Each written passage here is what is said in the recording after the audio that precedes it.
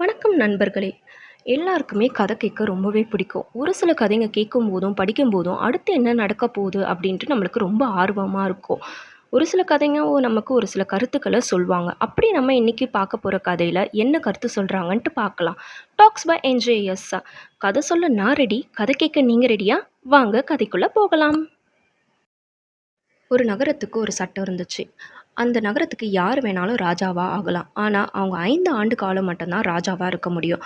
அவங்க 5 ஆண்டு காலம் முடிஞ்ச மறுநாளே அவங்க ஆற்றுக்கு மறுபுறம் இருக்க காட்டுல விடப்படுவாங்க. அந்த காட்டுல மக்கள் யாரும் கிடையாது. ஆனா, கொடிய விலங்குகள் இருக்கு.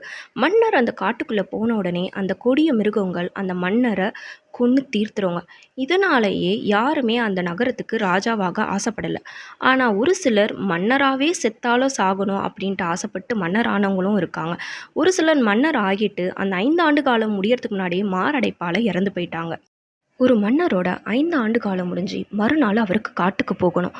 அதுக்காக மக்கள் எல்லாரும் கூடி நின்றுட்டு இருந்தாங்க அவருக்காக. அவரை பார்த்தா அவரே அலங்காரம் செஞ்சுக்கிட்டு நகை, தங்கம், வைரம் எல்லாத்தையும் போட்டுக்கிட்டு ரொம்ப அலங்காரத்தோட ஒரு புன்னகையோட வந்து நின்றார். மக்கள் எல்லாரும் இன்னும் அரை மணி நேரத்தில் சாக போகிறான், ஆனால் இவ்வளோ அலங்காரம் பண்ணிட்டு சிரிச்சிட்டு வந்து நிற்கிறானே அப்படின்னு சொல்லிட்டு மனசில் நினச்சிக்கிட்டாங்க. அந்த மன்னரோ தான் செல்ல இருந்த படகை பார்த்துட்டு, என்னது மன்னர் இந்த சின்ன படகுலையா போவார், எனக்கு பெரிய அலங்காரம் பண்ண படகு தான் வேணும் அப்படின்னு சொன்னார். அதே மாதிரி ஒரு பெரிய படகும் வந்தது. மன்னரும் ஏறினார். மக்களை பார்த்து புன்னகையோடு கையசைத்து விட்டு படகுல ஏறி ஆற்றோட மறுகரைக்கும் செல்ல ஆரம்பித்தார். படகோட்டிக்கு எப்போவுமே வர மன்னர்கள் புலம்பி அழுதுட்டு தான் போவாங்க. இவர் என்ன இவ்வளோ சந்தோஷமாக இருக்காரே அப்படின்ட்டு ஒன்றும் புரியல. அதை மன்னர்கிட்ட கேட்காமலும் இருக்க முடியல. ஒரு கட்டத்தில், மன்னா நீங்கள் எங்கே போகிறீங்க தெரியுமா உங்களுக்கு அப்படின்னு கேட்டார்.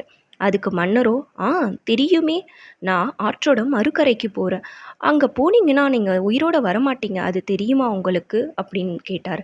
அதுக்கு மன்னரோ, தெரியுமே, நான் திரும்பவும் இந்த நகரத்துக்கு வரமாட்டேன்னு தெரியுமே எனக்கு அப்படின்னார். அப்படியும் நீங்கள் எப்படி இவ்வளோ சந்தோஷமாக இருக்கீங்க அப்படின்னு படகோட்டி கேட்டார். அதுக்கு மன்னர் சொன்னார், நான் ஆட்சிக்கு வந்த முதலாம் ஆண்டு முடிவிலேயே 1000 வேட்டைக்காரங்களை காட்டுக்கு அனுப்பி அங்கே இருக்க எல்லா விலங்குகளையும் வேட்டையாடி கொன்னுட்டேன். 2ஆம் ஆண்டு முடிவில் விவசாயிகளை அனுப்பி அங்கே தானியங்களையும் காய்கறிகளையும் விளைய வச்சிட்டேன்.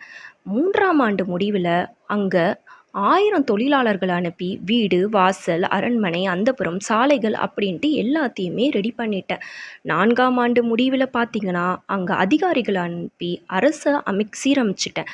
இப்போது அங்கே பல மக்கள் அவங்களோட குடும்பத்தோடு வாழ்ந்துட்டுருக்காங்க. இப்போ நான் காட்டுக்கு போகல, என்னோட நாட்டுக்கு போகிறேன். அங்கே வாழ போகிறேன், மன்னனா வாழ போகிறேன். ஒருவேளை உனக்கு படகோட்டி வேலை வேணும்னா இப்படியே இந்த படகோட வந்து சேர்ந்துரு அப்படின்ட்டு மன்னர் சொன்னார். இந்த கதையிலிருந்து மன்னரோட வெற்றிக்கு காரணம் என்னன்னு நினைக்கிறீங்க? பல காரணங்கள் இருக்கலாம். ஆனால் எனக்கு என்ன தோணுதுன்னா, அவர் 5 ஆண்டு காலத்துக்கு அப்புறம் வாழ மாட்டார்னு அவருக்கு தெரியும். ஆனால் அவர் மன்னராக வாழணும்னு முடிவு பண்ணிட்டாரு. அதுக்கான திட்டமும் தீட்டிட்டாரு. அதுக்காக அவர் உழைத்தார். அதனால தான் அவர் மன்னராகவே இருக்க முடிஞ்சுது. நம்மளும் நம்மளோட இலக்கு என்ன அப்படின்றத தெரிஞ்சுக்கிட்டு அதுக்கேற்ற மாதிரி கடுமையாகவும் புத்திசாலித்தனமாகவும் அதை அடையிற வரைக்கும் நம்ம உழைக்கணும். இந்த வீடியோ உங்கள் எல்லாருக்குமே பிடிச்சிருக்குன்ட்டு நினைக்கிறேன். அடுத்த ஒரு கதையோட பார்ப்போம்.